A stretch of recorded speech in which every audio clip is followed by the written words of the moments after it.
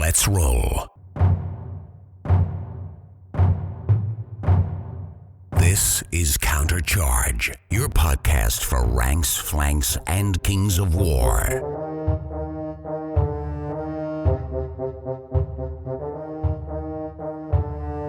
Join your hosts as they delve into the world of Panithor and bring you worldwide coverage of all things Kings of War. Welcome to Countercharge. I'm Rob Fanoff. In this episode, we share a collection of recordings taken from Sunday at Adepticon 2025, including our chat with Adepticlass champion Jeff Shilkin. So sit back and enjoy. Sunday morning at Adepticon, we got about a half an hour, 45 minutes until day 2 of the Adepticlash. Just checking in. So far, it's been a great event. The Baird Center, new place where Adepticon is, it's pretty cool. It's definitely different than the Schaumburg, where Adepticon is previously. It's like a big convention-style space. So instead of having like flat or different hotel ballrooms, you can ride escalators up 4 or 5 floors, and then on each floor, it's like has as much space, as much ballroom space as a lot of hotels have. So it's like a lot of the critiques from people, long-term Adepticon goers, the critiques so far has just been, I don't know where everything is, as opposed to, I don't like it or whatever. So pretty successful. They're a little on the anal side around outside food and drink. Like there's metal detectors and they want to look in your bag. And I think it's less about, do you have weapons, as opposed, are you trying to get in beer because we want you to buy our $16 beer? But outside of that, really great change, really great event. You probably already heard on the cast in various episodes. Mantic not only has its own ballroom for events, but it's sort of around the corner, so it has a really nice foyer as well that has windows open to the outside. So really, really, really nice dedicated space to Mantic. And I think it's shown in how well their booth has done. Lots of new people in the Mantic room, which has been awesome. A lot of new faces playing Halo, I think, has been a really great tool for bringing people in. So going into day 2, it's going to be pretty interesting where we're at as far as the final matchups. So let's go ahead. I'm going to just take you guys through the top 10 going into day 2. Day 2, we have Josh LaFoon. He's at first in battle right now. He's playing a Twilightkin list. So Voidwalkers, Fleet Wardens, Mutants, Phantoms, Wranglers, Skiffs. So it's kind of like the All-Stars, a nice, a little bit of everything style Twilightkin list. Sean Troy is in second place. He's playing Ratkin, so shock troops, claw shots, weapon teams, tunnel runners, so kind of like your mixed arms / leaning towards shooting Ratkin. And third, we got George O'Connell. George is playing the War of the Roses 2.0, so he's playing his Kingdoms of Men, which is a lot of beast cav, and some of them upgraded with the extra speed. After George, we got Jeffrey Shilkin. He's playing Varangur, so some Draugr, Fallen, Triple Thane, Triple Snow Troll Prime. So it's like his inner ogre is coming out in his Varangur list. Then we got Nathaniel Johnson. He's playing a really interesting list. He's playing dwarves, and it's 6 regiments of Iron Guard, 3 steel behemoths, and 3 dwarf lords on beasts. 12 drops. Bob's your uncle. Everything's defense 6. Everything that has dogs has dogs. That's a really interesting list.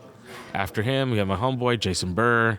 He's playing elves, kind of like your combined arms elf list, with the formation, some Silver Breeze, some Gladestalkers, some Chariots, Archmages, your traditional Keith Randall style elf package. After him, we got Paul Cravo. Paul's a great guy. He's playing Empire of Dust. Interesting list, which is a lot of skeletons. He plays Regiment, Mummies, triple skeleton warrior hordes, enslaved guardians, Bone Giant, Monolith, Pharaoh, a skeleton-heavy EOD list. After him, you have Marcelo. Marcelo's playing his Green Lady, obviously one of the best Green Lady players in the country.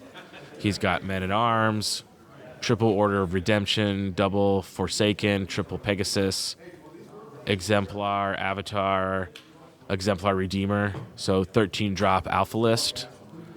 After him, we have Tim Smith. He's bringing back his troll, really cool looking troll goblin army, where the core of the army is 4 troll hordes, backed up with some flea bags, mob beasts, mincer mob.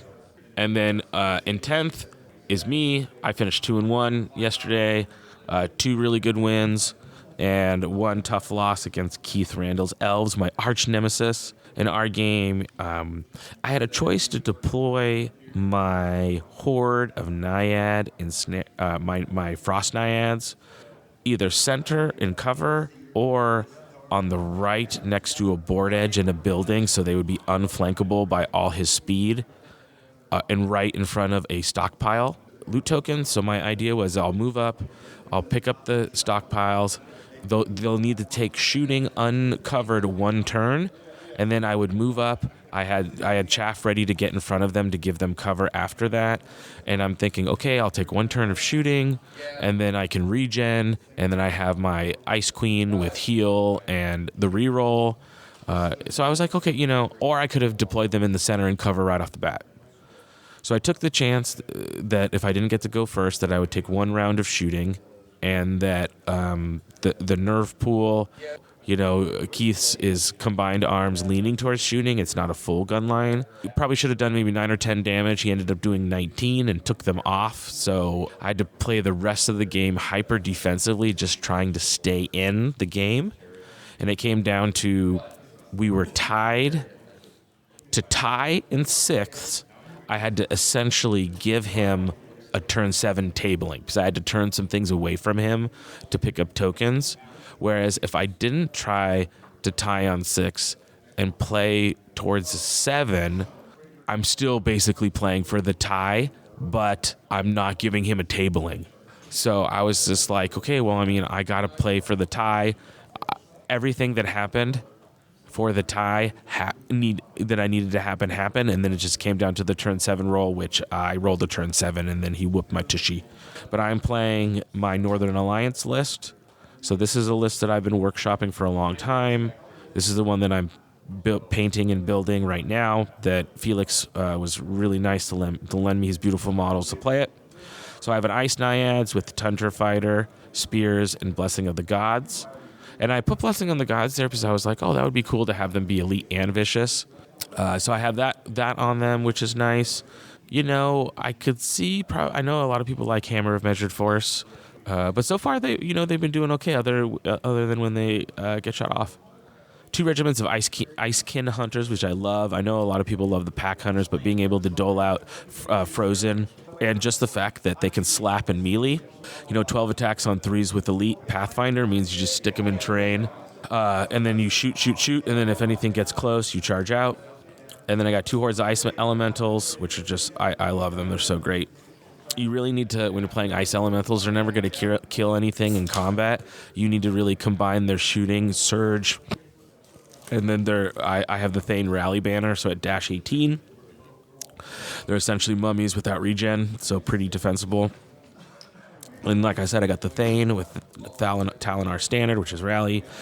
A Snow Troll Prime with Orb of Towering Presence, which hasn't really come into effect much yet in my first 3 games, but a nice tool to have. Then I got Harem, which has been great. His Icy Breath is actually pretty nice. I've been trying to put that to use. And then I have the Half-Elf Berserker formation, which is the 2 troops of Berserkers with Crush 1, Thunder 1, and then the 1 Frostclaw regiment with that gives the Berserkers Rally, which is pretty good. Fragile unit, but pretty good. So that's your top 10 lists. So it should be really interesting to see who gets matched up with who. The matchups haven't been posted yet, but Rob's joining us now. Rob, I was just taking everyone through the top 10 battle going into day 2. little preview of everyone's lists. That wouldn't be me. Spoiler alert. So just to wrap up again, we got Josh LaFoon, Sean Troy, George O'Connell, Jeffrey Shilkin, Nathaniel Johnson, Jason Burr, Paul Cravo, Marcelo Rucco, Tim Smith, and Jeremy Duvall are your top 10 going into day 2. That's awesome. On Battle. Well, what are your predictions? It's going to be interesting, looking at the top. Josh is playing a really good combined arms Twilightkin. So if he wins, I'm never going to hear the end from Matt Croger about how Twilightkin didn't get nerfed enough. So 100%. One list I thought was really interesting was Nathaniel's list. Have you seen that? It's the dwarf list. It's 1, 2, 3, 4, 5, 6 Iron Guards with Mastiffs, 3 Behemoths, and 3 Lords on Beasts, and that's it. Yeah. So all defense, 6 and throwing dogs. Yep. And he's 3-0, I think, right? Yeah, he's been doing good. So and he won Michigan GT this year. It's a funny story about him is he went to Michigan GT a couple years ago, came in last. Next year he comes, and he won the whole thing. Wow. From zero to hero. 100%. Yeah. His list is pretty, Jeffrey Shilkin, obviously great player. But I will say, I think today is when the men separate from the boys. Oh yeah, I mean, like at this point now, we may have, like in general at the top, you may have dodged a bullet, but there's like really great players. There's no more room to hide. No, you will be exposed. Yeah, and also, I don't know those lists very well, but all this can be a little bit of a skew. They're leaning a certain way, and eventually over time, most of them. We'll hit something they don't want to see. And that's, you're exactly right. Now we're getting to the point where the matchup and the scenario, because when you have like-minded, or skilled players who are plus or minus 5% of each other, then really what happens is dice, small mistakes, but then matchups become really key. So, right. Are you going to get the matchup in the scenario, or it's like all those intangibles that you don't have control over really then affect. Yeah. How's your voice? Mine's completely shot at this point. Okay, I think I'm actually feeling okay for the most part. That's good. Hobby-wise, there's some really cool stuff in the room. I just went around and took pictures of all of it. Yeah, what stood out to you? So shout out to Matt Croger. We'll be getting into him. He'll be putting him on our Instagram. We'll be on our Facebook page. A couple interesting ones. There's a gentleman named Mark Rupp, which has a King of the Men list where he used 10mm models, but he didn't base them like 10mm. He based them like they're on a bigger base, like a big mountain, and there's the pike, and then he's able to put like his beast cavalry. Yeah, they're dragons with little guys on them. Like that's cool. It's really cool. It adds a different it adds a different scale to the game. And I think one of the benefits is you can paint them easier. You're on 10mm high. It's like really hard. You can't paint eyes on a 10mm model. So that's one. We have some of the old ones we've seen 100 times, which are still great, like Tim Smith. Right, and Mark's Tim Smith's Yellow Goblin army that won Adepticon years ago. His trolls. Yeah, they're here. And obviously Britton Williams, really great. Oh yeah, I mean he's my buddy, so it's like I know you're not allowed to. I know I'm biased towards him because he's such a good guy, one of my great friends. 100%. But he brought his all frog mantic army. Yeah, and his color theory is really strong. So they're all like the bright, cool orange. It's bright colors against a very, very like subtle, muted, like dark and dreary swamp color, right? Yeah, so they pop. Some of those, so beautiful army though. Yeah, so what's interesting is, every time I go to Adepticon, I think about hobby scoring because there's a lot more armies to judge. I mean, we have the same problem when we do Masters, right? There's a lot more armies to judge, and sometimes you look for efficiency. So you're judging for a checkbox rather than judging for like the subjective. Yes. Right? You're just like, do they have free hand? Well, as you and I, or even Ryan Smith, or anybody, or Britton who enjoys to paint a lot, know, like from 3 feet away, a lot of stuff looks the same, right? Like a lot of it's good. Yeah. But it's getting in there and really, and I don't think that the judges here have the time. Yeah. No, it's tough. Like you said, it's hard to judge. And it's hard because, as a hobbyist, if you put a lot of work into something, and it's tough. You want to, see that work go towards results, but, well, I mean, too, like a lot of times at big events like this, they have a standardized rubric they've been using for a long time. Yeah. And sometimes they don't make sense, right? Like in Armada, it was like, well, do you have freehand? Okay, I have a question for you. Yeah. Okay.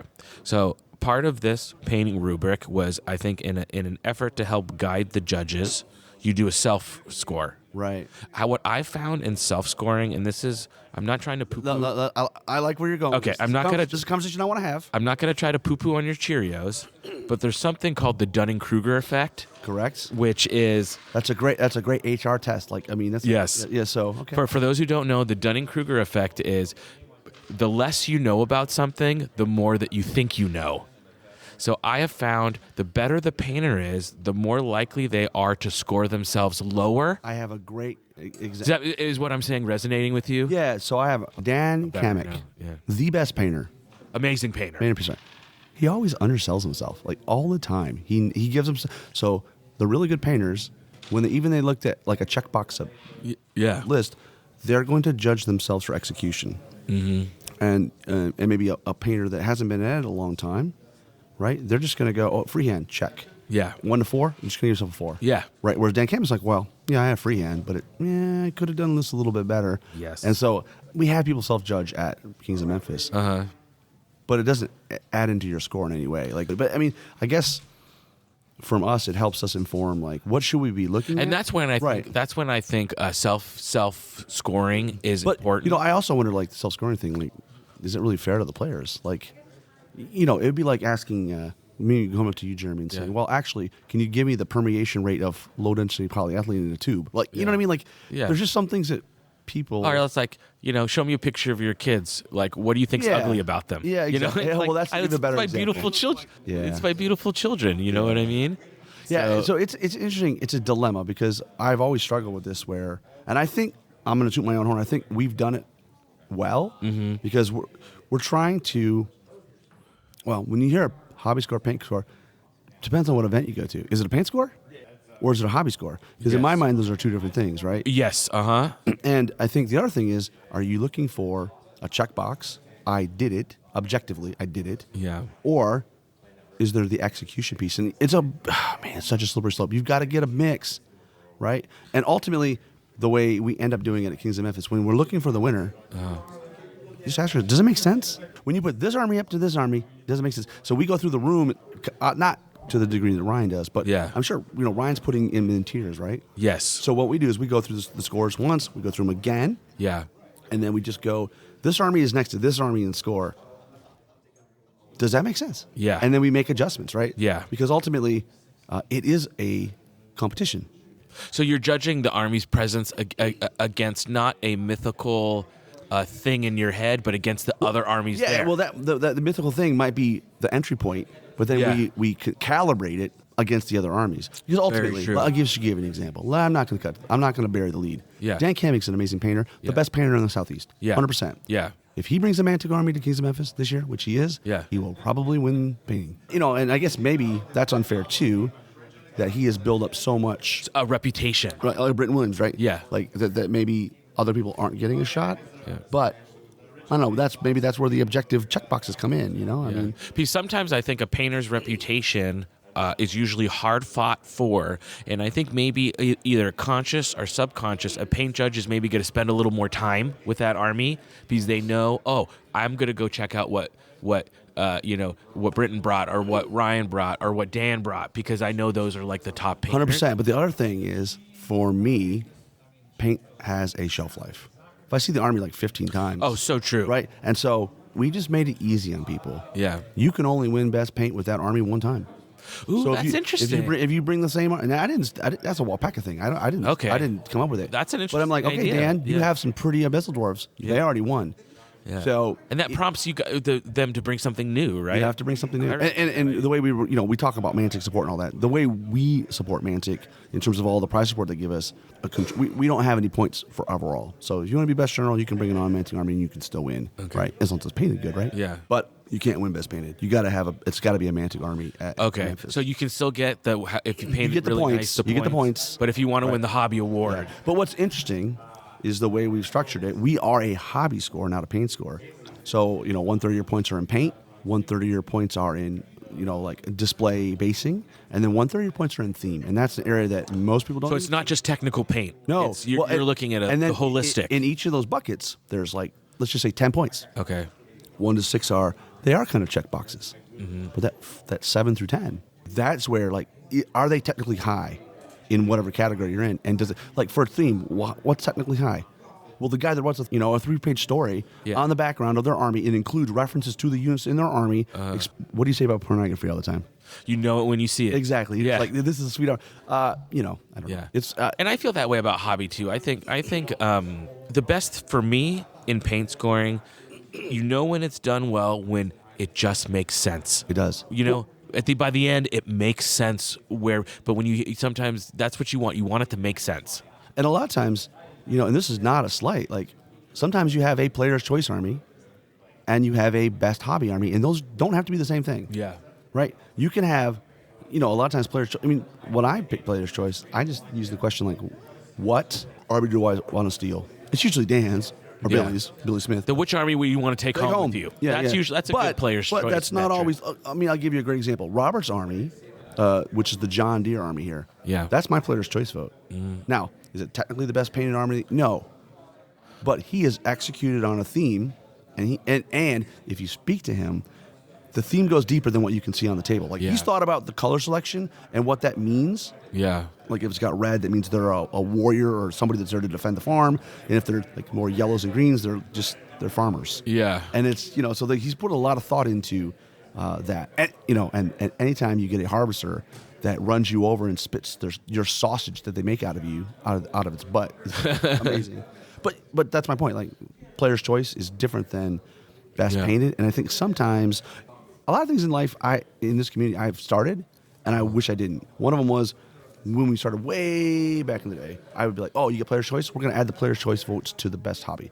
That's not cool, because then that just makes it a popularity contest, right? And player's choice should be separate. 100%. Yeah. Do not. Same thing with. This is me on my bandwagon. I have kind of come full circle. Sports isn't a competition. You're meeting a standard. If you meet this, like at work, when my employee doesn't do their training on time, I ding them. If you did it early, you still met the deadline. I'm not going to give you a gold star because you did it early. Well, it's the idea of was your correct? They're objective questions, and they're not ones that maybe put on somebody an unrealistic expect. Like, would you play this? Would you play that army again? Well, the reality is, if the army's legal. Yeah. We shouldn't be dinging people for a rough army. Now, that being said, if the player's rough, that's a different thing, right? Yeah, and it's the idea of your favorite opponent going to the Sportsman Award, but not going to your overall score. 100%, and that's how we try to do it in the West. Best sports is just, what you did on the table contributes. And to be fair, people complain like, well, the Sportsman piece that you vote on, like not vote on, but the piece at the table, most people, unless you're not, get the max score, and that's what we're trying to do. That's what we want to encourage. I'm encouraging you.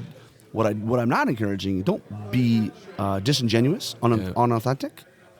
Buy me beers. Like, just give them a good. Yeah. Here, I have a question for you, Rob. Yeah. Since we're riffing on riffing. Excuse me. Riffing. Did you see he got called out on that? Because he says rifting all the time. Yeah, I say rifting instead of Adrian. like pamphlet. I will say behind the pamphlet. Scenes, when we read that collectively inside the podcast team, it was a great holy day. Because anytime we can find something to bust somebody's balls about, it's fantastic. Okay, do you feel? Does a paint judge have to be a good hobbyist themselves? The answer is yes. But if you don't have a painter, you at least have to have the knowledge of that painter. Yeah. Somehow either institutionalized in the forums. We're joined by Mr. Felix Castro this morning. What do you think, Castro? I agree that you kind of need to at least have a base knowledge. You don't have to be a great painter, especially if you're doing stuff. No. Well, you know it when you see it, right? Yeah. I think it's like a threshold, right? Right. I think you can't not be a painter, right? You need to, but you can be someone who's been working on your hobby journey, who loves painting, who watches a lot of painting videos, who looks at Golden Demon entry, who has a working knowledge of what a well-painted model should look like. Ultimately, paint judging is like comp. All you do is move the needle, right? So if you're looking for certain things, there's going to be certain armies that are like, oh, they're great, and some are going to be disenfranchised, right? Because you're not. I mentioned basing, for example, in Armada. One of the things was like, do you have a painted base? I chose to use acrylic basing because I like to have you're clear. Not painting it, yeah. You're not painting it. I knew that going in, right? So it's not like It's not. Yeah, well, that's the thing. It wasn't a Yes, surprise. and that's a whole another question is being a successful hobbyist. If you're wanting to compete in hobby, how important is painting to the rubric? Well, it depends on if it's a painting competition or a hobby competition. So a painting competition is everything. Knowing right? what the rubric is and what the judges are looking for. Yeah. It can be tough because maybe you don't want to even do that. Well, like you know? at this event, we know it's a bug eater style event. Yeah. Right. I've been a lot of bug eater a bunch of times. So I know what to expect from a paint. And that's and you can plan for it. That's You a can good point. You can bring the armies you want. And you know certain judges like certain things. So if you're going to like a 100%. certain event, right? If you know you're going to a certain event and so is going to be paint judging, you kind of, once you've been in their event a couple of times, you're like, okay, I know. You're going to get a feel of what they're going to right? want to look for. I know and that stuff they like like this. I know that they like that. Right. Here's the thing. With paint judging, you're never going to make everybody happy. Right? Oh, there's always going to be butt hurt. But what you really have to do is, even if maybe you're focusing on one area or not, you just need to be consistent, right? If everybody gets treated the same, yes, you will have people that are disenfranchised, but sometimes that's just the nature of the beast. I mean, because it's just like going to the table. When you come and I play Felix, like we may have different expectations for the game. Yeah. Maybe I want a casual, like fluffy game, and then or Jeremy wants to ruffle stomp me to the ground. Beat sticks. Yeah. That's right. But I mean, Good old Jeremy and when you Duvall got beat, painting, it's like, or hobby, it's like so subjective. It is. The East Coast guys are the extreme the other way, where it really is like a paint competition, right? Yeah.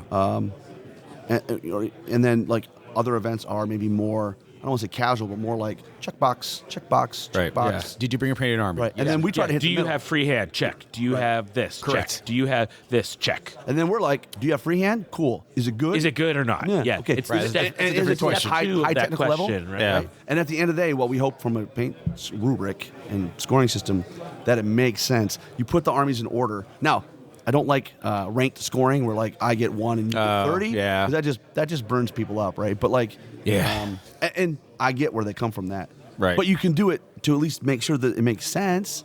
Like the person. Well, winning that's the Ryan the Ryan Smith style, right? Where he'll have a list by the end of his 3 days of judging. He's got tiers. He's and got then within tiers. The, and then within the each tier, he has people He knows the ranked ranks. by. But if you're in the tier, you get a certain score range, right? It doesn't necessarily mean Yeah, it's not the fully actual ranking. it's not 1 through 64. Yeah, and I think the core is, I think what you want to have in a hobby judge, you want them to want to get it right.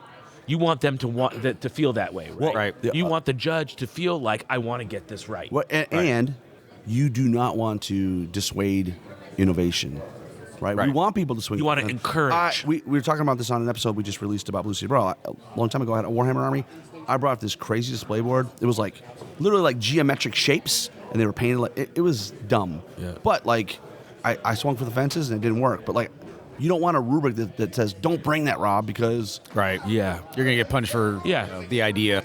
it's tough, man. It's Because tough. sometimes they get better as a hobbyist. It's sometimes 1 step back, 2 steps forward. So when you're trying a new technique or you're experimenting, sometimes you go backwards before you can go forward. Right. And you don't want to discourage that. I mean, do I want to learn NMM? I do. Yeah. Do I want to bring it to an army to a tournament? Maybe not yet. I don't. Yeah. I don't the think I'm first there time yet. you do it, it's not going to be great. But that's how you get good at something: is you try You and get good fail by doing it. You got to find out all the different ways not to make a light bulb, right? Before you find a way to make the light bulb. Yeah. So painting is such a Dropping Edison difficult, quotes at 8:30 in the morning. That's such a difficult. That's how such a you difficult do. thing, you know. And having done it many times, I mean, the first U.S. Masters, we took the more hardcore Adepticon approach, which is you judge them based on their worst pieces of the army, not the best. And in some ways, I agree with it, but in some ways, it's like, okay, well, maybe we should Yeah. find a happy compromise. Picking the guy in the back rank. Yeah. Oh, Right. you didn't do the same level of effort, you know. And I get where that's coming from. But I think what's simmering to the top of the pot, Bubbling is to the surface, the jus. the jus, the bubbling, soup, the gumbo, gumbo, the rift gumbo, the jambalaya, The Rift Gumbo, yeah. the riff gumbo, is I think that there is there's no one perfect way. No, Lots and what you do is when you go to events, like for example, I know what a Mike Carter event is going to expect. I know I'm going to get dinged for not having banners on all my... Correct, even if the army doesn't have banners. Right. Right? And it's like, okay, well, I better bring an army that has banners because I'm going to lose some points. Right. And I understand the philosophy is coming from, I want to encourage my players to do new things. Yeah. To try new things. Right. Right. So. Well, and it's also important. I think sometimes we just need to, and we've done it a lot of times, just tweak the rubric. Every year we tweak it a little bit, Right. With player feedback. And I think the key, and I'm curious what your perspective is on this, Felix, because having like hung out with you on After Dark and known you for so many years, I feel like your hobby in the last couple years has gotten so much better, and so is so improving. Like that desire to get better, like I think if you can take a paint result that maybe you're not as happy with as you want and sort of take that in a way as, okay, what can I be doing better? Or let me go talk to the paint judge and get there some more. Is that something you've done as you've been progressing in your hobby journey? I think that's more of my like progressing in life because I'm really bad with criticism and critique. Okay. Positive and negative? Yes. Yeah, like just commentary. I remember in high school, I would get feedback from my teachers. I'd put it in my backpack, and I wouldn't touch it till the end of the school year. I wouldn't even look at it till the end of the school year. But now I've had courses, my professional military education, because I'm a Department of the Air Force civilian. Like one of the lessons was you had to respond to people's criticisms of you. Like you had two people that had to criticize your input. You had to respond to that. That was a nightmare for me. That's how you grow, though. Right. And forcing you to do the thing you don't want to do. Exactly. And so now I'm getting more. I used to put the paint rubrics, the judges' feedbacks, like in my backpack and not touch it for the next tournament season. Now I'm actually looking at it, realizing, oh, it's not as bad as I thought it was. But again, reaching out, like, oh, I could try and do this, and then talking to guys on After Dark. Usually Dan Kamek and Billy Smith are kind of my like your gurus. Well, I like, hey, I want to do this color. Yeah. What do you think? Yeah. Oh, and I think it takes a village or having a community to grow as a hobbyist, I think is so important, of having like-minded painters who are better than you to be able, to be able to go to, hey, this is what I'm trying to do. In my mind, I want it to look like this. Obviously, it does not look like that. What do I need to do? But it might be the next step. Yeah, right? exactly. And you want to encourage that. Keep going. Yeah. Give them feedback like, hey, it's great. Yeah. Well, also just to have an outside set of eyes. Yes. Look at stuff, because it looks good to me, but then what is? Well, that's why too. Like if you're gonna have it's really good to have a collection of judges. Yeah. Because they do bring different perspective. But you do need to calibrate them to make sure that however the rubric's been designed, we're all looking for the same thing. Yeah. But they may have a different set. And that's what we're going to do at our Masters. And I think you're seeing a lot more of that. As far as hobby scoring and hobby judging at the big events, what I've noticed is the multiple judge panel seems to be. And that's fine. Just make sure everybody judges every army, because we've had events in the past where, two judges judge half the US. Oh no! That's bad news. No, that is not good. Every judge needs to look at every army, right? So that there is a consistent, and you're doing that so that Judge 1, if he gives one army an A+, and Judge 2 gives that army a D-, they need to get. And then to be fair, figure out if it's that far of a gap, then that's a problem, right? That's a problem. That's what calibration is. They need to have a conversation around between those two judges of where are we at, like what's the disconnect? What is going on here? Yeah, what is the deal here? Well, Keith Randall's looking very dapper this morning. Is he? Yeah. Well, really always interesting looks soft score discussion this morning. Yeah, it was really interesting. I'd be curious to get some feedback on that. Yeah, what do you guys think? Yeah, let us know when we post the episode. When we post this episode, and I don't know how. There's so much content. I don't know how. Yeah, who knows where it's going to fit in? And then we'll be back. So we're getting ready to start round 4. Got round 4, round 5. Then Rob and I will return after the event to talk with all the winners, lament with the losers, and then I can't believe it. In a few hours, Rob, Adepticon's going to get being packed up. It's like we just got here. It's so weird. It doesn't feel like, what, Wednesday, Thursday, Friday. Wednesday, Thursday, Friday. It's 5 days? Or 4 days? I just can't believe it. It's really crazy. That it's already come and gone. But one thing that we'll say, and I'll say this as we sign off here, getting ready for round 4, there is no convention like Adepticon. 100%. And I thought maybe it would be different in a new location. But you come here, you walk the vendor hall, you have all the preview It's different, shows. but it's better. It is. There is something magical about Adepticon in the people, in the community, in the events.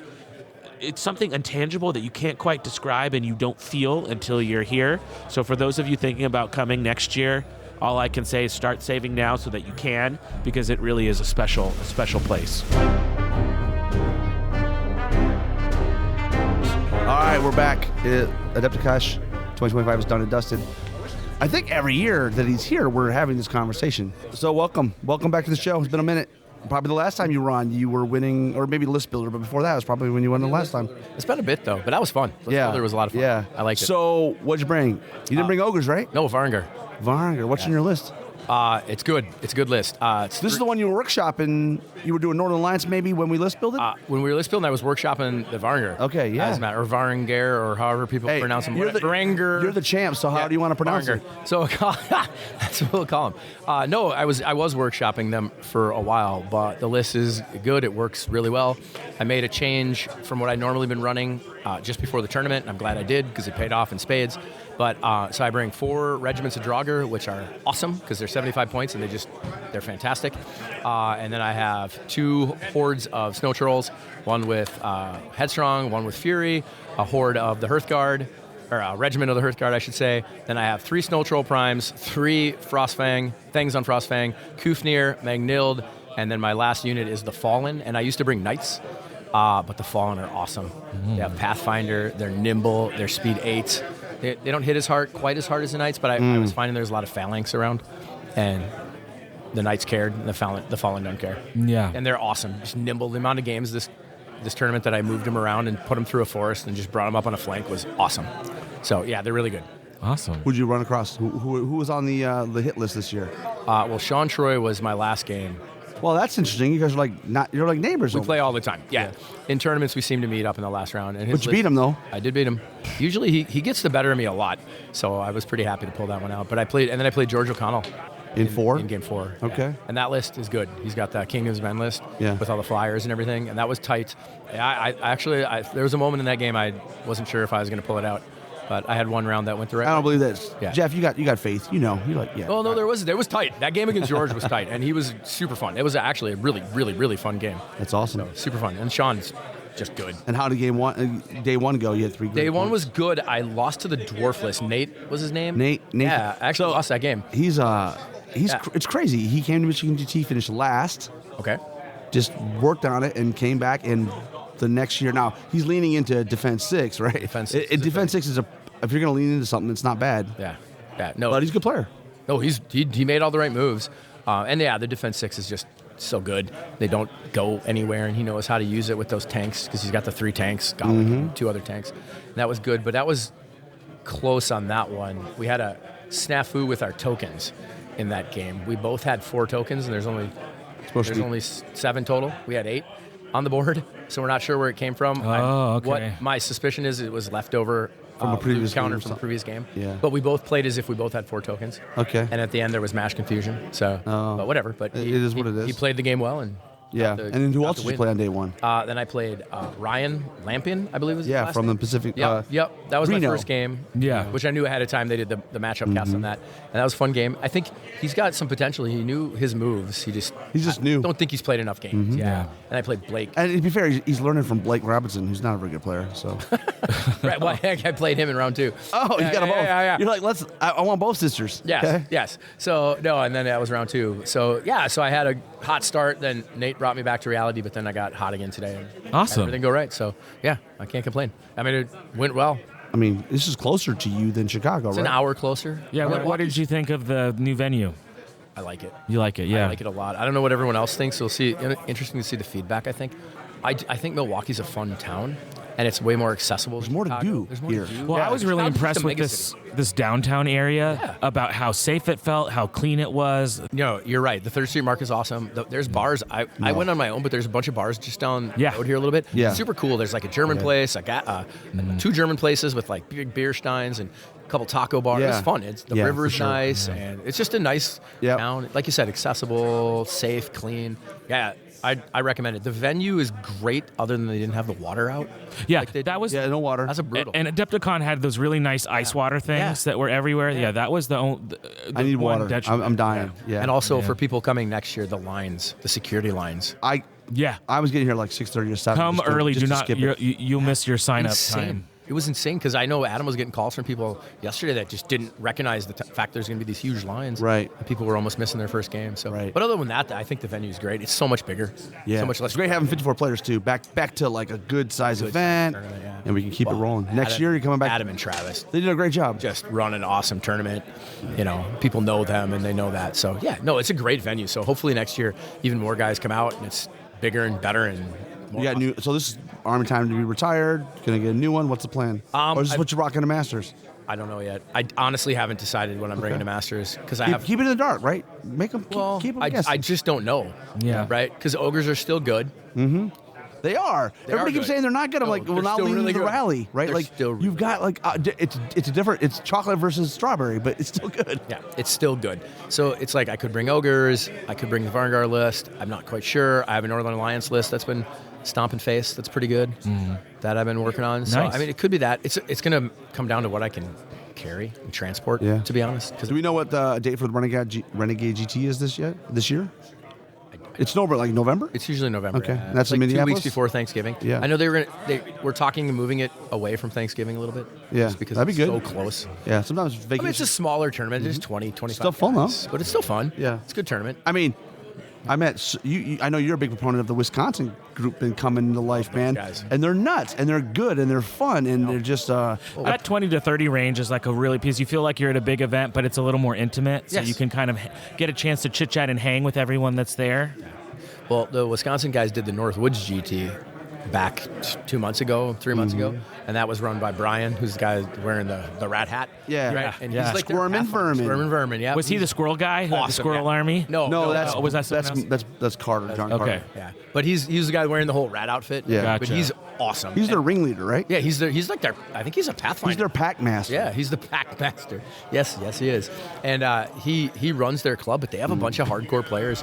I would say they're I got my ass kicked by Robert. That dude beat. He's good. He beat the out of me. super good. And I was like, whoa. Yeah. Okay. His, All right. his halfling Hello. list is no joke. Yeah. Right? Yeah. Oh, that was the sausage mincer. You were Yeah, I was sausage. Yeah, you were the sausage. Uh-huh. You saw how the sausage was made. Yes. From the inside out.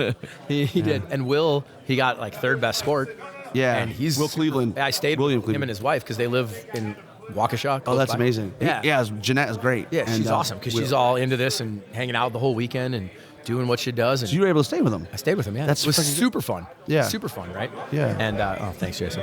But yeah, so we hung out with them, and Will's great. They have a bunch of other players too that play, and they got some good game stores here. So yeah, good community that they're building. So Awesome. yeah, no, it's fantastic. Well, we're glad. We know you got a book. We Yeah. appreciate you I coming on. appreciate Yeah, We'll have congratulations. to. Maybe we do a deep dive with him in Yeah, the next well couple weeks deserved, when well deserved. while it's still fresh in the brain. Yeah, Really happy to. excited that you're coming out to Masters. We can't wait to have you. It's going to be a super fun Masters. I'm excited this about year. Reno. We're driving. You're driving. We're driving 24 Oh, hours, wow. baby. You're going to just do We it. got the 3-day van, drive. and we're just gonna. All right, I'm in the seat You're for just 8 gonna hours. do it up. It's going to depend on if I because there's 3 or 4 of us from Minnesota that I think are just for sure going. Yeah. And it's going to come down to do we drive or do we fly? If you got enough of you, maybe driving is an option. Yeah. Yeah, because you can just rotate. Because you can't. That's so far. You can't stop. You got to just keep going. You got to bomb it 24 hours, I think, from Minneapolis. Yeah. Right? Yeah. Because if you break it up and spend the night, You're never gonna get. I think you just got to, like you said, just do it. Yeah, split it up somehow. just or- aggressive. Yeah. I think the key would be to leave like maybe Thursday morning, all day Thursday. Yeah. Then you have Friday to recover. Because I don't want Yeah. to. I don't want to get to Masters just drained. You want get some your rest, face kicked in rest by recoup somebody. time. Yeah. Yeah, for sure. 100%.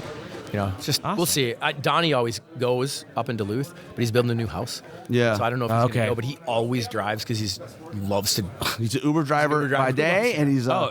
party guy by night. He's Donnie Crotch drives. Is it Donnie, driver? yeah, he just drives. I think he's I love Donnie. 8,000-9,000 miles or something like just for tournaments. Yeah. Easy. Easy. Yeah. It's like He did a lot less this year, I think, because of his house. Yeah. being built. But whatever. But we'll see who's going to go and everything. So, but Well, good. I'm glad everything's kicking in Minnesota. Wisconsin's pulling up. Yeah. So yeah, it's awesome, man. Is Chris gonna ever come back? I hope so. Yeah, I miss really Chris. hope so, man. We all miss him. Yeah. Right. He still runs Lady to Lake. Yeah. And he played a couple games here and there, Okay. like pop-up games. Yeah. So I don't think he's totally out. And he wants to. I mean, I talked to him not that long ago. Yeah. He wants to play. It's just life has other Busy plans, life, you know? man. Yeah. Yeah, that's for life has sure. other plans. So, but he does play and he runs the tournament. And Lady to Lake's a fun event too. So Yeah, it's on the bucket list for It's sure. definitely- super because that party in his backyard, guys, is It's super fun. awesome. It's so awesome. Yeah. So Well, awesome. Awesome. Jeff, have a great Congratulations. day. Well deserved. Congratulations. Way to you very go. We'll be probably chatting with you again next year. Yeah. Why not? Sure. This is number 2 out of 3 years. 3 out of 4.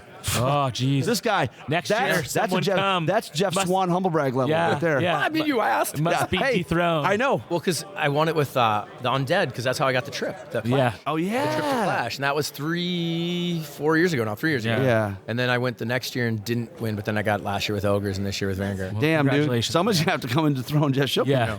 Well, it was nice with the bigger group. Pull it. 54. Yeah, it's more fun. A lot more players. Way more, and the meta. Yeah. Dude, it's a Armies big you room with a see. lot of different scenes Totally. here. It was Totally. good. I see lists. I think the level of play this year compared to last year, as far as the quality of player in the room, this year was way more stacked room. I thought Yeah. way better. I didn't have. Lots- I didn't have these lots of games. high level players here this tournament. Well, because you have guys that you know are legit top 10, top 15 Masters players, and they're losing games. Yeah. Because they're playing another top 10 type of Master There was nowhere player. to hide in this room this event. So. And it helps that Travis Tim ran it and didn't play. Oh yeah. Yeah, that And helps. yeah. And Adam Ballard. Yeah. But I heard Adam's like, he's has been now. Mid, as the kids say now. Mid. Yeah. Oh, thanks for coming on, Awesome. Jeff. Appreciate it, Thanks. fellas. Yeah. Hey, drive safe back home Yeah, too. you too. Okay. However you're getting there. So good. appreciate it. Safe. Yeah, for sure. For sure. Guys. So So here I am with Adam and Travis as the dust begins to settle after the first revamped, new, rejuvenated Adepticlash. What's your elevator pitch sort of takeaway? What are you feeling in your heart, Adam? I'm feeling that if you weren't here, you can't experience it. You can't as much as you're going to listen to these podcasts, the reviews and whatnot, you got to experience it, right? So I don't know, man. My voice is shot. Yeah.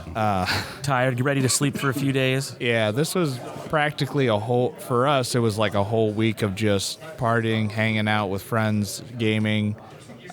Just everything. It's absolutely we were in our own world here this week, and nobody else mattered, right? So, What about you, Travis? I thought it was great. I mean, Yeah. I think it went fairly smooth. I think, for an inaugural new place, Yeah. I think it went well. I mean, it was a good time. Speaking of that, what did you guys think of because you had been to Adepticon? Yeah, of course, you've been to Adepticon many times. Mm-hmm. What did you think of the new venue? I think the venue's 100 times better. For one, the being in the middle of downtown, we had everything within distance. We parked our car on Tuesday and haven't been back to it. Yeah. Downsides are obviously that costs some money, parking your car, whatnot. But the stress of traveling to and from the venue every day and trying to work out where we're going to hang out, what are we going to do, who's going to be the logistics are so much easier when we're here. If you want to go back to the hotel, you just walk. It's just great to have everything in one spot and not need any travel time built into it.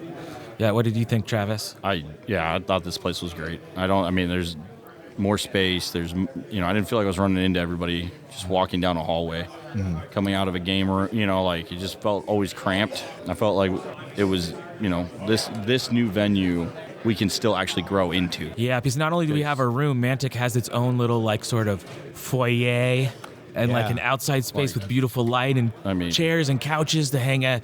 I think of all the future legends of strike tournaments to be won and lost and lamented over in that atrium. Yeah, we can move games into there too, which they told us this room, but we were moving tables out there. We put the stream out.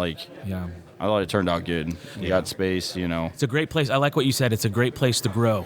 There's room here to grow. The only critique I've heard from people is I don't know where everything is. Yeah, you just got to 100%. learn, and that's just time, right? That's time. Right. But just being able to walk for food is so huge. And same with the city, Schaumburg. not ready for us, because early on they ran out of stuff for restaurants around here. Yeah. Because, Wednesday, Thursday, And I think they weren't ready for the amount of people to show up. A lot of places were also closing early on Wednesday or Thursday. That if they had known that there was going to be that many people, they would have stayed open. Yeah. So maybe next year, they're going to have a little tiny gaming convention over there, and it's no. No. Yeah, this is not that. Right.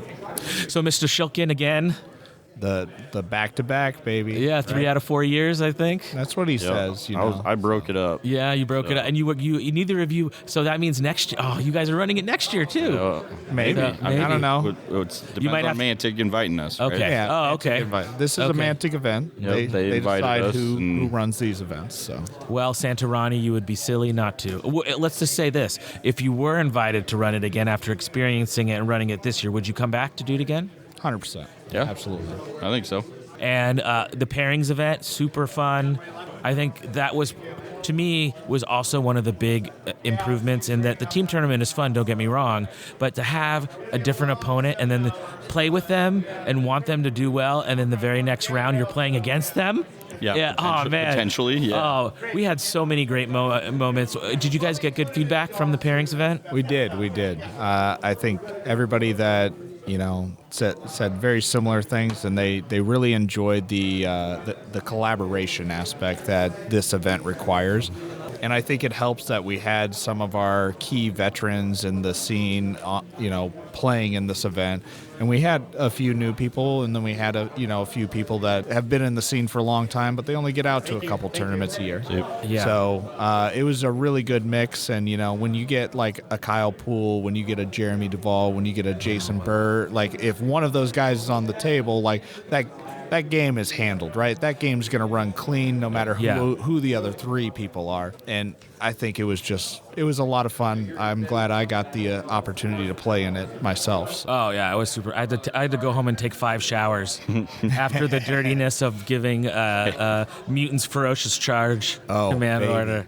I don't know what you're talking about. That should just be a Doing Twilight command and letting you guys command do it special. on the other Yeah. teammate. But There was some weird combos. But I think if you're gonna do a more casual teams event, Right. having that wackiness, that's the place to do it. Yeah, right? everyone was laughing. Yeah. It was. I mean, Yeah. there were stories of haha moments all the time. It's like this is Right, I agree. That's why allies aren't allowed in regular Yeah, games. exactly. And I think that is 100% the clear expectations we set early on with what are we trying to achieve with this event? It's collaboration. Yep. And I mean, that just goes to show with like the round timers, it didn't feel like it, but we had an extra 15 or 20 minutes per team built into those that event. Yeah. But I think everybody was just having, so into their game, having so much fun that it didn't actually feel like we were playing there for an extra half hour. But having what we're those, normal to. I think it's perfect though, because having that relaxed atmosphere to be able to talk with your friends or joke or whatever, I think that event needs extended round times. Yeah. You should not be worrying about, oh man, are we going to run out of time? Right, You should just be able to play your game, right? Because I don't remember playing on the clock for any of those events. Oh no, I think Yeah. we were just having always fun. just, let's play. What's next on your radar? Let's start with you first, Adam. What's next on your radar? Man, Bug Eater. Bug we Eater. got 2 months. 2-month turnaround. Yeah. So, Wow. a lot of we've been putting in prep work for that, but a lot of our focus here, especially the last month and a half, has been to make sure that this didn't have the hiccups, Yeah. because first impressions last, and I mean, we've had some first impressions with some other events, and we had some regrets, and honestly, right now, I don't think I have a single major regret that I can. Yeah, I mean, it seemed like the software worked really good. Mm-hmm. Everything works any smooth. I mean, was there any? If you're looking at like a plus delta or something, maybe if you have the opportunity to come back next year, is there anything that you would tweak, massage, add, or I don't know. I mean, everything's got room kinda for shocked. improvement, right? It sure we're does. going to look back and figure something better out. Like, we were doing the stream. There's think- some ideas we got from others, us. I mean, the canopy tent gave other tournaments ideas for their streams. Right. Like, that was huge. I have Mark Cox. I got a. I think I'm gonna take that for Masters. They were just too. like, it gave enough space around. We're not having to pre-assemble tubes and Build a duct makeshift, tapes and makeshift, and then it gets scaffolding, hit because it got hit a couple times by people and it just wiggled back to its spot. It looked like a little earthquake was happening, and we didn't have a Yeah, for problem people where it who would've didn't gotten watch knocked over. for the stream, they got a structure that would be like a Pop-up tent. It's just a pop-up pop-up, tent with no yeah. canvas on it, essentially. Yep. And then they just hooked up the cameras to that, so it was like built in, ready to go. Yeah, and if you need it, like there was a glare we were worried about at one time, because we were out by the window in the foyer there. You could put the tent back on top to cover, and it fixes it. You just get a few lights under, So it was kind of a unique change that we've done for streaming, and I think it came out really well. So now we can improve it again.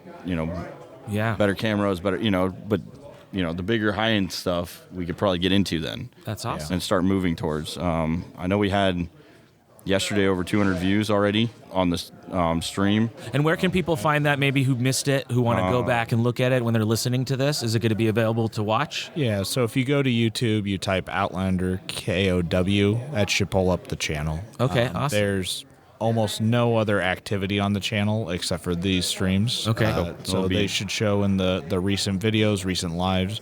So you can view it from there. Put that on while you're painting or whatever, Yeah, absolutely. A great option to feel like you're a part of being here. So go back to what you had asked me before, Jeremy. What's a regret or something that would change differently? I think the biggest mishap wasn't necessarily our fault, but it was a issue with the awards. In years past, Adepticon has only given 3 medals for events, so we asked them for first, second, third for the overall, and their medals look excellent. They're very prestigious well done, award, right? Everyone wants to win an Adepticon medal who's been in the hobby. Absolutely. Yeah. So with that, we wanted to make those the first, second, third award for the overall, and then we supply the rest. But props to Grant. He did a great job, but he did too good of a job that I think those trophies were maybe a little bit more envious. People wanted some of those trophies over an Adepticon medal. Yeah. And then what ended up happening is Adepticon gave us like an extra 5, 6, 7 medals that we weren't expecting. And so some people got, a best general and a medal for best general. And the folks that won best overall aren't getting. They got the medal, extra. and with that, yeah. So. Well, that's something to work out for next time. Like you said, and it's weird because there's been some events I've been in Adepticon where it seems they have a first, second, and third medal for like every single category. Yeah, and so who knows how the logistics of that, or maybe some years they have more, or maybe whatever. Because we had like over 50 players, they give us a certain amount. But and that could be too. Who knows? That's a great question. Yeah. That's a good question. It's definitely tough to plan for it when signups happen 2 months before the event. We hope we hit 50 next year, right? Yeah. But only time will tell. Well, I want to talk about something. So last night, Saturday night at Adepticon, right? You go by the 40K hall. You go by the board game hall, you go by some of the other halls, and you come by the Mantic Hall. What's the difference? The difference is because it's easy. Strike Dice Championship happening out there, and we have 20 guys surrounding a table just screaming bloody murder because there's 2 blue dice that popped up versus a green and a blue dice. And you got a room full of people playing board games. Everyone's here. Right. Like we're chilling, having a good time. And I think Saturday night was a great night for Mantic to bring up the extra boxes that they were like, hey, we don't want to actually take these home, so we'll like 75% off. And that's been a tradition. Last year they were selling cheap Armada boxes that the Saturday night in the Mantic room, Mantic will bring a lot of product up. And for their faithful who are hanging out as a thank you, which is customer business interaction is one of the things they know how to do well. Yes. And that's really one of the standouts, not just for Adepticon, but for our scene, especially at Adepticon, is the room. The room's closing at midnight or 1, and 5 minutes before, it's packed. Yes. Full of people playing board games, having fun. So to me, that's definitely like a takeaway, is just how lucky we are. Absolutely. To have the scene we have. Tag on that, one thing I want to actually say a big thank you to is Mantic as a whole. I think some of the perception that I've had from being a player at Adepticons in past is I felt maybe Mantic could put more effort into making Adepticon or other events that they support, improve the quality, make it better in some way. And I felt like this year Mantic went above and beyond anything I expected. In the obviously the Ronnie was here Wednesday night. They were showing off new models. They had all the pre-order stuff. They had it available for sale for their Mantic players that were here on Wednesday at Adepticon, and you could buy it, and nobody else had the opportunity to buy it yet, right? It's gonna be the first person to buy it is the people that get to this room. Right? Yeah. They also had the Friday or the Saturday night extra sale, and then on top of that, besides just selling merchandise, they were very present in the whole lead up to this event. Our working with Blake and Rich Hall was just a very easy experience, a lot of communication. I think it's a big tribute to why this event ran so well. And then the amount of prize support they dumped on our table was so much more than I was expecting. Yeah, some great stuff. Everybody went home with at least one thing from here, and on top with shout outs with the prize support is the TO community that we have. We had 17 different tournaments donate a free entry to their events. So TOs are taking money out of their own pocket and, to get players to travel more, to, get over any hump or struggle to get to a new event, get a free entry. Now you have no reason. Yeah, what a great idea. I'd never even thought of having that as a prize, right? Giving away entries to free events, and that was just a really good idea. Yeah, we've been doing that for Bug Eater for a while. Yeah, it's a great idea. To bring people in. Yeah. Because you figure you get one person out of region that'll come, and then they'll bring 2 or 3 with them. So it's only, it's only a positive. Yeah. And I think, like Travis said, we've donated Bug Eater things, but we haven't really, I guess, seen or expanded on that until just last year when, unfortunately Matt Carmack had his accident happen. We ran a one-day, and in order to raise money to help Matt, we asked our local TOs and that were coming to the event if they donate, and we raised several $100s to donate to Matt. That's awesome. For that issue. So I know during the event, Adam, you were walking around checking out all the drama. Was there any game moments that stood out to you in your moving around? Oh, man. I mean, number one game moment was actually from the pairings event when Blake Robinson and Jason Burr are holding hands together, waiting on knife's edge, playing against you. Oh, you mean Kyle? Kyle, I apologize. Yeah. Kyle. Wow. Oh, my Jason God. Burr. It was Blake. Are you It was Blake kidding? that took the picture. Yes. That's what it was. Blake was there, too. But it was just... would like you to put some respect on my moments. Yes. Just on it. It was just That was the hilarious. anticipation of the final nerve roll of the game. It It comes was. down to, is it a draw? Did we lose? And it was just an epic outcome. So Yeah. Kyle walking around with some hardware today. yeah, something about Halo. I don't know. No, I'm just kidding. Oh man, like I said, again, the cherry on the top of the cake, that pairings and that moment was pretty hilarious. Yes. What about you? I know you were helping out with the stream, Tim. Anything? Any epic stream? Yeah, like any Should people moments. go back and watch Stand out to you? specific events? There's a ton of fun. Yesterday's events, all 3 games were action-packed the whole time. I'm pretty sure Grant and I didn't really stop talking on those ones. The one to maybe avoid was this morning's one.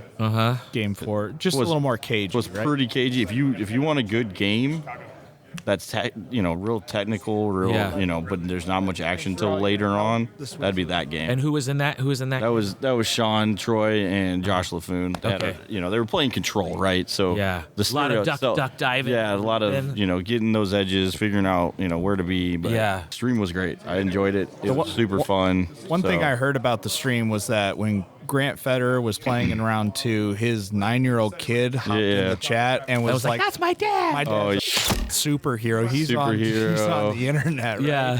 So That's it, hilarious. my kids were on there. Grant was- Shilkin's kids, I think, jumped in and watched. Grant was it was having fun. a great time last night, just going through the history Yep. of the chat, saying, my Chats. kid said this. Oh, he this." was rolling in there. He was having such a that's good awesome. time sharing with everybody.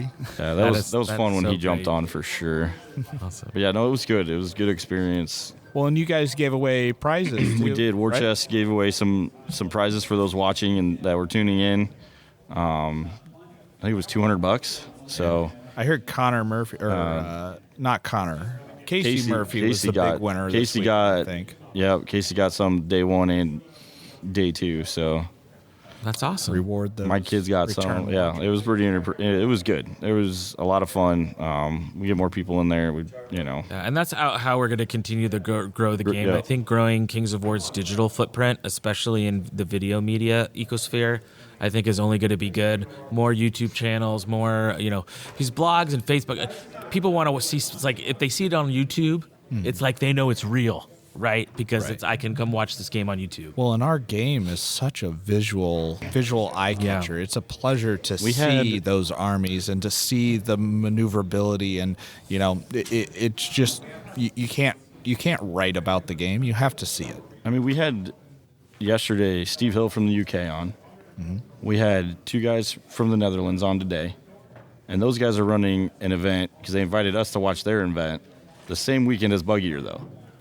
And I said, well, maybe I'll just get up early and watch your event, and then you stay up late and watch our event. There you go. It was fun to connect. It was definitely cool. We got Bug Eater, and then we have the U.S. Masters just around the corner. Yep. So, are you ready for Masters, Jeremy? We're on the home stretch. Is this the hey, I want to get past this event and then I'll do my homework? Well, thankfully, thankfully it's a ways away. Yeah, and we've broken up. But How we've decided to do Masters is we have section chiefs. So I'm the prize support section chief. So my work's almost done. Perfect. I've been working on that for months. So, but we're going to be helping each out. So we have our gnomes in the factory working on terrain, and we're finalizing the pack. We're getting a bunch of stuff ready. A spoiler here is we're building a custom Discord channel for Masters. So then that way all the information will be on Discord. If you want to set up dinner with people, it will be on Discord. There'll be chat rooms. So just another digital tool to help facilitate both the pre-experience of Masters, but also once you're there in Masters, any information you need to find, you just go to the Discord server. Yeah. So that's going to be releasing soon. So we're just, trying to dot the I's and cross the T's. And then it's going to be setting up, getting all the terrain, our big question mark. And please, if you think you're going to know, we're going to be releasing soon the details for Best of the Rest. And we're really trying to get a sense of how many people we're going to get. Our region's a smaller region, and a lot of our normal Masters players aren't playing this year because we're hosting. So then that means some of our normal Best of the Rest people might go to our team. So, but Best of the Rest is so much fun. You get to be there and feel part of Masters weekend. So if you're on the fence or have questions about what Best of the Rest is like, or you need any help or whatever, please reach out to us. Because we want to have that event be super special too. So absolutely. So are you going to have a Strike Dice? Oh yes, Kings Award Invitational Championship? Because this was the Open. This was the Strike Dice National Open. Yeah, we left that name for I'm gonna think about it, and I think that when you and I were standing behind doing Strike Dice commentating. It was so good. That was hilarious, and I think we need to create some Strike Dice commentator personas.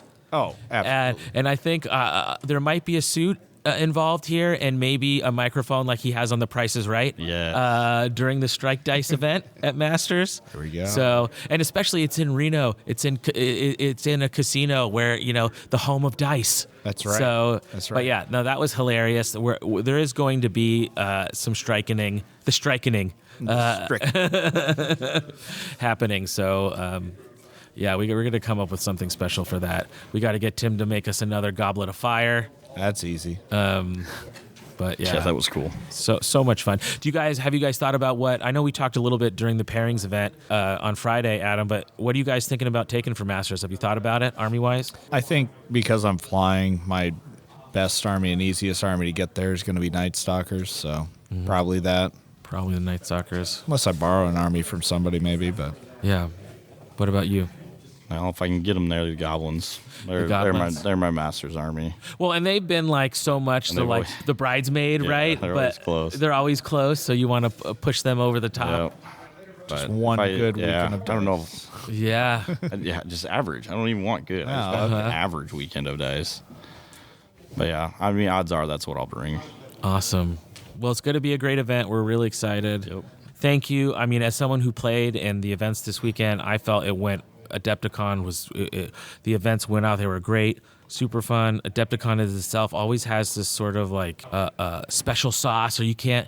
It has this intangible thing Yeah. that you don't know what it's like until you come here. Right. And that's not BS. That's like for real. Yeah. You come here and there's something special about this event, this convention. So, Like I was saying, when you're here, it's a bubble, right? The outside world doesn't matter. This is all that matters when you're here. You can worry about life later. and there's something about the energy of being surrounded by thousands of like-minded people who love the same things that you do, who understand why you love the things that you love. I mean, maybe it's a little California foo-foo, but that energy, I feel like you can feel that energy when you're here. It's that shared love. Yeah. Yeah.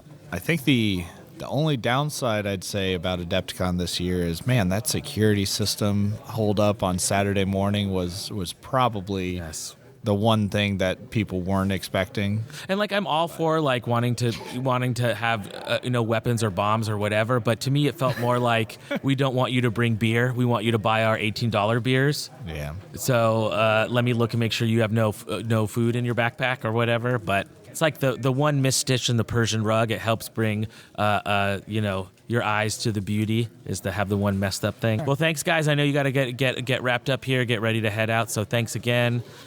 So one more time, where they can watch the stream at the Outlanders YouTube? Outlanders KOW on YouTube. And Bug Eater, if anyone's interested in Bug Eater, just reach out to you on social media, Adam. Yeah, absolutely. Any details? You can go to Google, type in Bug Eater GT. There's going to be the website there. And is that how you sign up? Is through the website? Yep, you'll sign up there. And then Tournament Pack isn't on the website yet, but should be on sometime here mid to later April. And is Bug Eater, is it pretty standard 5 games, book scenarios? Is it what's the sort of vibe of Bug Eater? Yeah, so our traditional Bug Eater is 5 games, 2,300 points. We always add a unique element, typically a special character, a monster, something like that into the list as well. This year is the year of the Titan, so you're going to get a customizable Titan. Ooh, cool. It'll come out with the rules and everything. So make a unique Titan, make something fun, paint it up, get it ready with your army. You'll get it for free. And everybody gets one. But the other unique thing that we do is we do like to switch up deployment zones for just a couple of the 5 games. Oh, interesting. Cool. That's a nice little twist. Yeah, so a little homage to fantasy days. We handpick those and combine them with a specific scenario, and that's in the pack. Those two unique deployments and scenarios will be listed, so you'll know exactly what you're getting before. So you can take a look beforehand and not be totally shocked. Yep. Lone Wolf, you going to Lone Wolf? Unfortunately, I can't. This next week, I'm taking my kid to Disney World, and that is over the time of Lone Wolf. Okay. Well, I hope you have fun. I told Mark last year when I was at Lone Wolf, hey, don't put it on this weekend, and I'll be here. And he's like, well, I had to put it on that weekend, dude. No, bummer, because I know you love that tournament. A lot of people, it's a great tournament. Oh, yeah. It's great. So. Okay, well, I'll let you go, fellas. Thanks so much. Thank you. Awesome. Okay, Thanks for listening. And we'll see you next time on Countercharge. Please let us know what you thought of the show by emailing us at counterchargepodcast@gmail.com, on Twitter at countercharge15, or by commenting on the Countercharge Kings of War podcast Facebook group. If you enjoy the show, you can help others find out about it by leaving positive reviews on iTunes. Until next time, keep countercharging. Music is a composition of Kevin MacLeod and is licensed under Creative Commons.